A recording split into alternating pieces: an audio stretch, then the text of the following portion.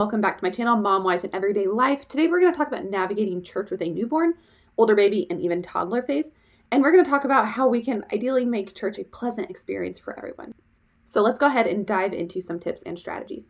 First, we're going to just talk about newborn. It might be baby's first time going to church. You might be new parents. I recommend two main ways to do this. Taking baby in the infant carrier or going in with them immediately in a wrap, meaning like a Moby wrap style carrier where they're attached to you and you the whole time. My reasonings mostly come down to if you're afraid of people touching your baby or wanting to hold your baby. This is going to depend on your relationship with your church community. Ideally, if they're in the carrier, people are not going to feel welcome to hold them. And if they're in a wrap, people are not going to feel welcome to hold them because both of those things are inconvenient to get the baby out of. Ideally, as far as behavior, your newborn probably will sleep through church.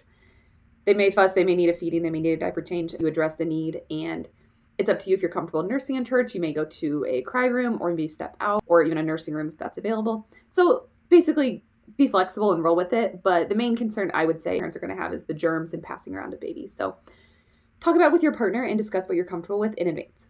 A little bit older babies and toddlers. This is where we're going to start entertaining baby and trying to keep them happy and quiet as they're growing up. The most important part of this, I think, is communicating with your partner in advance. Talk about what your standards are, what you're comfortable with before you introduce things to your baby at church. So, for example, one rule that my husband and I have is we don't do food in church. That's just not something we're comfortable with. We don't feel like it's appropriate for our church and our situation. So food has never been an option during church. And we set this up from the beginning. So now as our children become older toddlers, they're not expecting snacks. They just know we don't do snacks at church.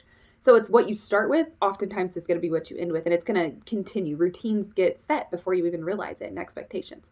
So talk about certain things you're comfortable with and not comfortable with. So snacks, water, or bottles, if bottles are okay, because they need to eat, but sippy cups and water are not. Again, that's where you draw your lines.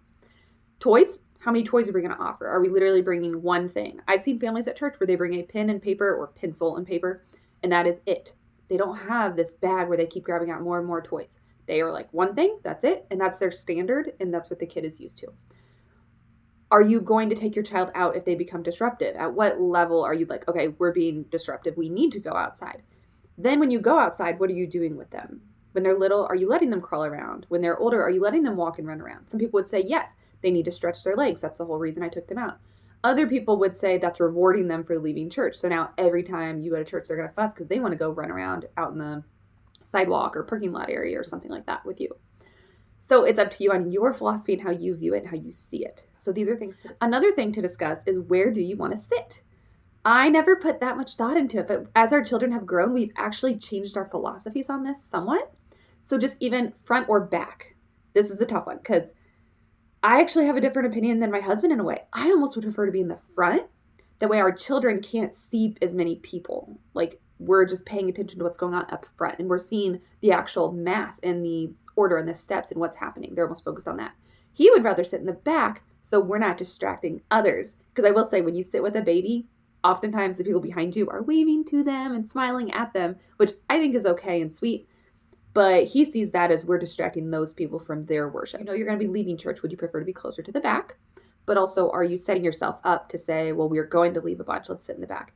Versus saying, no, we're going to sit up front and we're going to make it through. Different philosophies, different thoughts. And then also where you sit. I see a lot of people in a lot of church situations where there's a big group of families that are all sitting together and a lot of kids. It's almost like the kids section.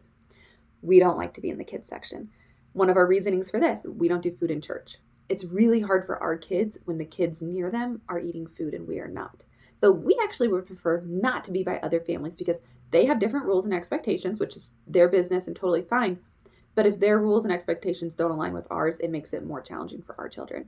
And sometimes kids feed off each other. If somebody starts crying, another kid will start crying. So we prefer to try not to sit near other families with children. So those are some general things to discuss with your partner and sort of plan for. Now, some other practical things would be, make sure you're bringing soft toys. Sometimes at church it gets real quiet and all of a sudden your kid's going to drop something or this or that. They make little farm animals, or say a Noah's Ark set where the animals are completely cloth. They can move them around, they can drop them, and they're not going to make any noise. So I definitely recommend soft busy books or soft animals, those sort of things. If you bring a pen and paper, I would say I recommend bringing one of the water pens or one of those where it's a marker that only works on that book. So you're not damaging anything in the church. I would not do pins. I think pencils are probably going to do less damage typically, but again, still be careful. You don't want to be damaging things. Overall, I would recommend don't stress about church. At the end of the day, people understand that you're a family, you're trying to bring children, and you just want them to learn and be there and be a part of the community. So, yes, people are going to judge you, but they also should praise you and compliment you for making it today and that you brought your children in. And nobody's perfect. No children are perfect. Some days, people over there, they had a rough one. Their kid was really struggling. And you know what? Next week, that might be your kid. I would also recommend you really think about the routines and the habits you're starting, because before you know it, your children expect it. So one thing, for example, that I would avoid is tablets and phones. If you give them a phone at, say, 8 months old, put a video in front of them to keep them quiet. They're going to still want that tablet when they're 1, when they're 2, when they're 3, when they're 4, and even when they're 5. And they should maybe be paying attention at that point and trying to learn. But now they've got this strong habit of, I get tablets at church. Think things through before you do them. And like I said, talk about it in advance with your partner so you are on the same page. Because you and your partner were raised differently. You went to church and experienced it differently. Or maybe you didn't go to church, but you experienced it differently, and you need to get on the same page with your family and be united in how you are going to handle things.